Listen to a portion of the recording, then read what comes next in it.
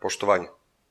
Moje ime je Žarko Petrović, psihoterapeut i danas hoću da pričam o simptomu zaboravljanja ili gubljenja memorije, ali ne u stvarnom smislu, već u neurotičnom smislu, kao više ne pamtim kao pre, ne znam šta mi se dešava, uvek sam znao kad sam ustao šta sam jeo, sad ne mogu da jedem, da li se moj mozak oštetio i tako dalje. Priča neće da bude dugačka zato što je sistem jednostavan iza toga i zapravo se radi o zagušivanju kanala. Znači, svaka stvar, neuron, kabel, pismo, stranica, internet, televizor, šta god, radijator, ima svoj kapacitet protoka nekih sadržaja, ovde pričamo o informacijama. Tako da kroz jedan optički kabel možete da proturate određenu količinu informacije i ne može više od toga. Naši neuroni imaju kapacitet protoka kanala, znači mogu nekoliko impulsa da prenesu. Koliko? Pitajte pametne neurologe, ja nemam pojma. Ali znam da svi ti neuroni grupno imaju efekat da se stvori mentalni procesi, kod nas se to zove psiha, i ta psiha kroz naša čula i receptore opet ima protok kanala.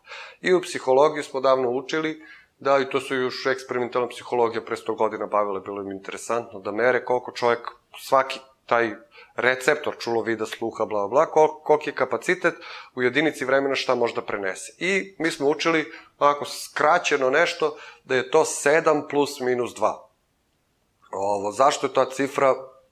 Neko mi ispriča psiholog ko se bavi tom problematikom, eksperimentalnom čulima i tako dalje.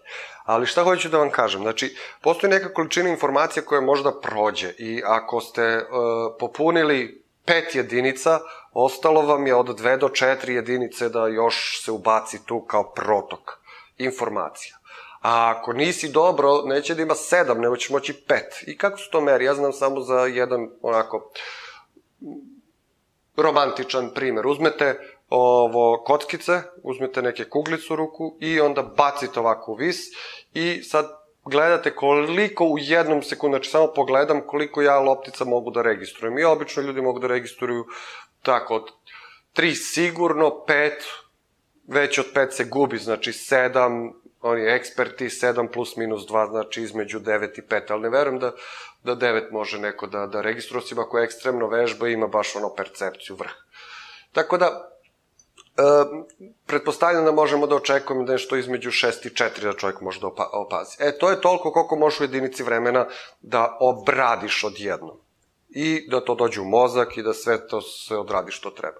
To važi i za memoriju, pamćenje. Znači, ja imam neku količinu slobodne memorije, pamćenja, koju mogu da rasporedim na dnevne aktivnosti. I ako sam anksiozan, ja sam automatski uzeo bar pola, ako sam paničan, možda sam uzeo i svu memoriju koja je slobodna memorija i fokusirana je na to šta mi se dešava i bavi se tim i analizira i seća se i googla i sve što radi što najčešće pogrešno. Što znači da nema prostora da se zapamti i da ostavi utisak šta sam jutros jeo, što sam zaboravio, imena se zaboravljaju, ako ste super pamtili imena kad upoznajete ljude, anksiozni ljudi prestaju da imaju tu moć i onda kažu, lel, u zadnje vreme, brate, ništa ne pamtim, ko mi se obratio, ko me zvao, ne sećam se kad sam pozvao telefonom. Zato što mozak je preopterećen i bavi se anksioznošću, a poslovica kaže, sa jedno dupe na 2 stolice ne može. Tako da imate jednu memoriju i ona mora da se podeli između tog što je danas, sutra i prekstra u fokusu.